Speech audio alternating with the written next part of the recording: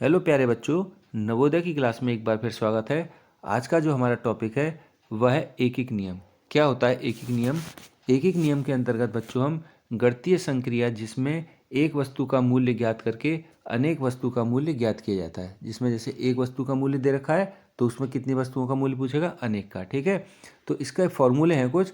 एक वस्तु का मूल्य अगर हमें निकालना है तो हम क्या करेंगे? कुछ वस्तुओं का मूल्य जो हमें मालूम है बट्टे उनकी संख्या, और अनेक वस्तुओं का मूल्य निकालना है तो एक वस्तु का मूल्य गुणा वस्तुओं की संख्या। देखो फॉर्मूला तो आपको क्लियर हो गया होगा, ये रिटर्न वर्क में। अब आपको मैं एग्जाम्पल के साथ समझाता हूँ कैसे। देखो बच्चों, मान लिया मैंने कहा एक वस्तु की कीमत, ठीक है, ध्यान से सुनना। एक वस्तु की कीमत हमारी 10 रुपये है। कितनी है? 10 रुपये। एक की कीमत कितनी है? 10 रुपये। तो 5 वस्तुओं की कीमत कितनी होगी? मैंने कहा एक पेन की कीमत, एक पेन जो है 10 रुपये का आता है, तो 5 पेन कितने के आएंगे? अब पहले तो आपको कम और ज़्यादा दो चीज़ें आपको यह ज्ञात होनी चाहिए, कम या ज़्यादा। ठीक है, इसके आधार पर आपका सवाल बन जाएगा। देखो ज़्यादा कब आएगा? जब हम किसी चीज़ का गुणा करेंगे, और कम कब आएगी? कोई चीज़ का हम भाग करेंगे। ठीक है, अभी समझ में आएगा आपका, देखते हैं। तो इसमें हमारा कह रहा है एक पेन की कीमत कितनी रुपए कह रहा है? 10 रुपये है। और हमसे कितने पेन की कीमत कह रहा है? 5 पेन की कीमत निकालिए। अब देखो बच्चों, जब आपको एक पेन की कीमत 10 रुपये दे रखी है, एक पेन की कीमत 10 रुपये दे रखी है, 5 पेन की आपसे प्रश्न में पूछ रहा है, तो एक पेन जब 10 का आ रहा है तो 5 पेन कम के आएंगे ज़्यादा के आएंगे? भाई स्वाभाविक बात है, जब एक 10 का आ रहा है तो 5 ज़्यादा रुपये के आएंगे, और ज़्यादा के लिए क्या होगा? गुणा। समझ में आ गया? ज़्यादा के लिए क्या होगा? गुणा। तो 10 का गुणा क्या करेंगे? 5 में। बस ये कंसेप्ट आपको बैठा लेना है दिमाग में, क्लियर हो जाएगा सवाल बिल्कुल। समझ में आया? दोबारा समझो। एक वस्तु की कीमत 10 रुपये है, तो 5 वस्तु की कीमत बताइए। तो एक की कीमत कितनी है बच्चों? 10। ठीक है, तो 5 की क्या होगी? ज़्यादा होगी, और ज़्यादा के लिए क्या करते हैं हम? गुणा। क्लियर है यहाँ तक? अब उल्टा कर देते हैं इसका। अब हम कर देते हैं 5 वस्तुओं की कीमत दे रखी है हमें 15 रुपये। कितनी?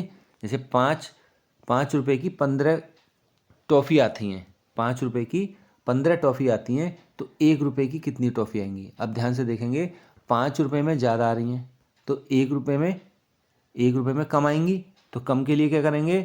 कम के लिए भाग बताया था ना, तो 15, और किसका भाग होगा इसमें? इस संख्या का। क्यों? क्योंकि 5 में 15 आ रही है, तो एक में क्या होगी? 15/5। तो 5 थी 15, तो 1 रुपये की कितनी आएंगी? 3। क्लियर है?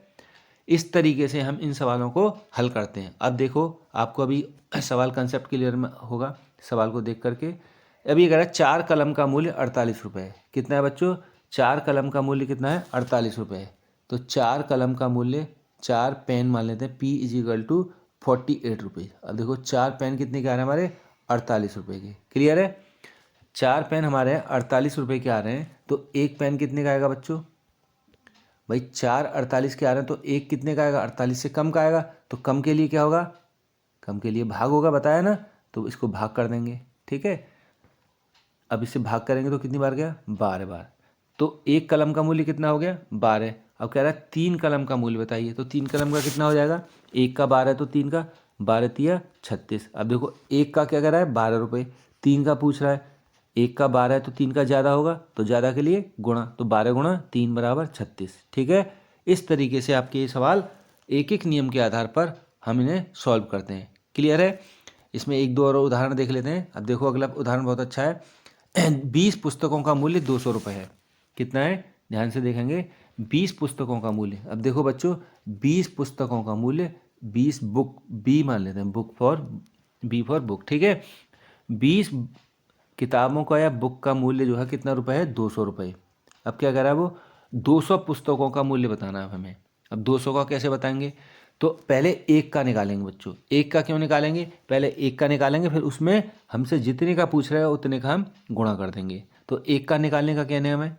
एक का निकालने का यह नियम है, हमें 20 का मालूम है तो एक का हम निकाल देंगे। कैसे निकालेंगे भाई? 20 रुपये में एक 20 किताब कितने की आ रही है? 200 की। ठीक है, एक किताब कितने की आएगी? कम की आएगी ज़्यादा की आएगी? कम की आएगी। क्यों? क्योंकि भाई 20 किताब जो है 200 की आ रही हैं, तो एक किताब 200 से कम की आएगी। तो कम के लिए क्या करते हैं? भाग। तो 200/20, जीरो से जीरो कट गया। ठीक है, अभी कितनी बार कटा? 2 एकम 2, 10 बार। तो एक किताब की कीमत कितनी आ गई बच्चों? 10 रुपये। हमसे क्या पूछ रहा है, 200 पुस्तकों का मूल्य। अब 200 के लिए क्या करेंगे हम, एक किताब की कीमत कितनी है, 10 रुपये, तो 200 किताब की कीमत कितनी हो जाएगी, 200 गुणा 10, उसका हम क्या करते हैं उसमें गुणा, तो उत्तर कितना आ जाएगा, 2000 रुपये।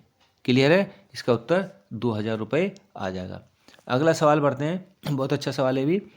एक दर्जन केले का मूल्य 32 रुपये है। कितना है बच्चों, 32 रुपये। अब ध्यान से देखना, कई बच्चे सवाल गलत कर देते हैं इसको।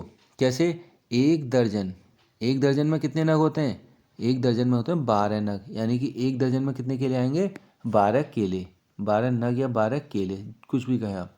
नग का मतलब भी एक से है, ठीक है, तो 12 केले, सॉरी 12 नग या 12 केले, बात एक ही है। अब देखते हैं आगे। अब हमने कहा एक दर्जन केलों का मूल्य कितना है, 32 रुपये, तो एक दर्जन या 12 केले बराबर 32 रुपये। तो हमसे यहाँ 3 केले का मूल्य पूछा है, तो हम उत्तर जो है किलो में ही निकालेंगे, दर्जनों में नहीं निकालेंगे। तो हम कहेंगे 12 केले बराबर कितने रुपए का आ रहा है बच्चों, 32 रुपये के, ठीक है। तो एक केले की कीमत कितनी हो जाएगी बच्चों, एक केले की कीमत बराबर 32/12, और 3 केले की पूछिए तो इंटू 3। अब इसे सॉल्व कर दो, 3 चौके 12, और 4 से कितनी बार कटा, 4 अट्ठे 32, तो एक केले की कीमत कितनी रुपये आ गई, 8 रुपये। सॉरी हाँ, एक केले की कीमत कितनी एक केले की तो आ गई थी, सॉरी 3 केले की, 3 केले की कीमत कितनी आ गई बच्चों, 8 रुपये, ठीक है। तो इसका उत्तर 8 रुपये आ जाएगा।